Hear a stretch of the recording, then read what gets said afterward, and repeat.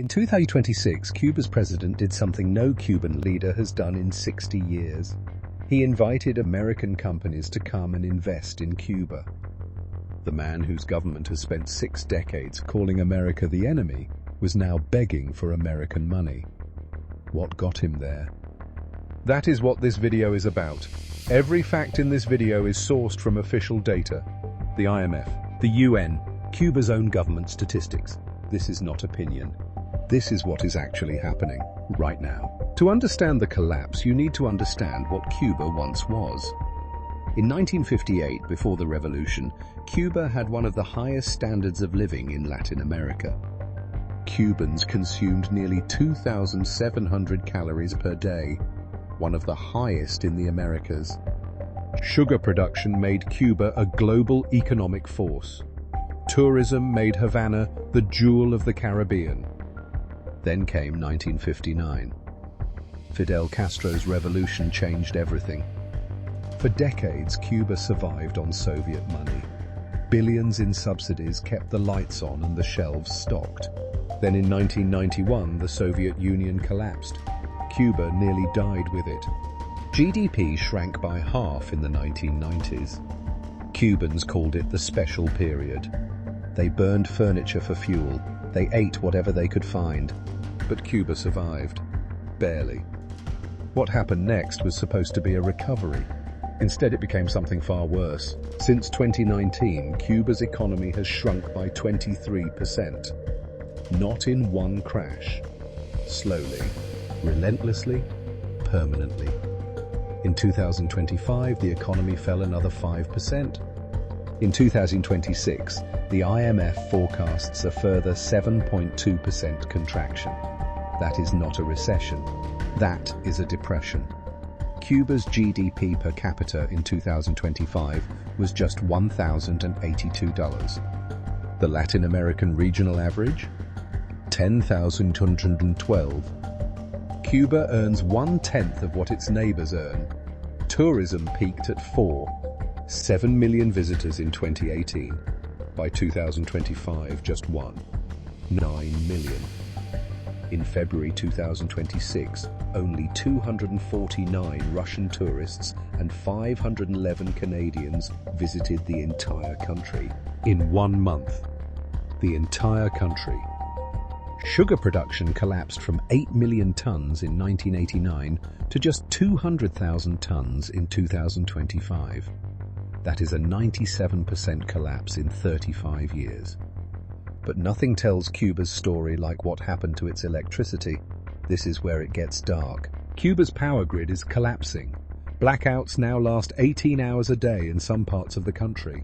In March 2026, a US oil blockade triggered a complete national blackout. Schools closed, flights were cancelled, people cooked on the streets using firewood. Hospitals, once Cuba's proudest achievement, now operate without medicine, without consistent power, without basic equipment. 70% of Cubans have skipped meals due to lack of resources.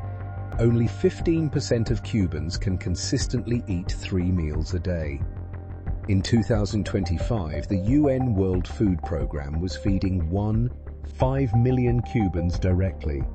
In a country of 10 million, that is 1 in every 7 people, being fed by the United Nations.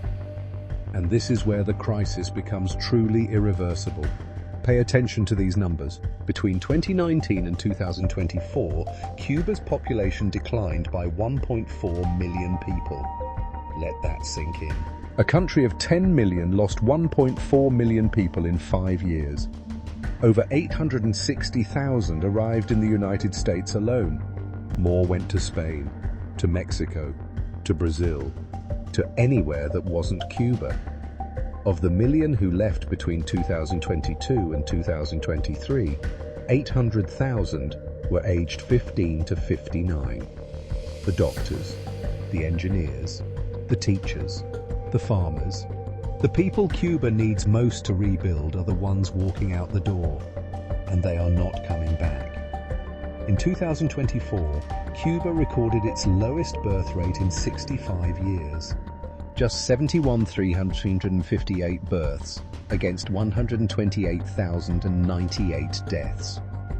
Cuba is not just losing people, it is losing the ability to ever produce them again. So what happens next? 3 scenarios. Only one ends well for Cuba, and it is not the most likely one. 3 scenarios are now on the table. Scenario 1. Managed decline. Cuba continues exactly as it is. Slow economic collapse. Continued emigration. International aid keeping the country barely alive.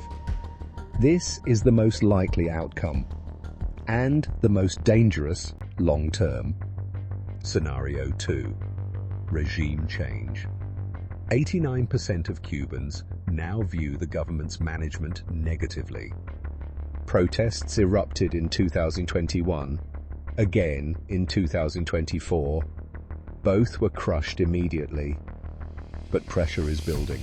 A political collapse is no longer unthinkable. Scenario 3. US intervention. Trump declared in 2026. Cuba is in very bad shape. We will do something with Cuba very soon.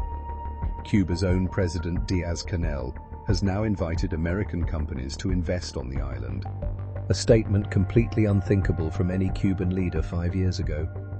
The walls are closing in. Washington is watching, and Beijing is watching Washington. You might be thinking, why does this matter to me? Because Cuba sits 145 kilometers from Florida. Because a collapsed Cuba means a refugee crisis on America's doorstep.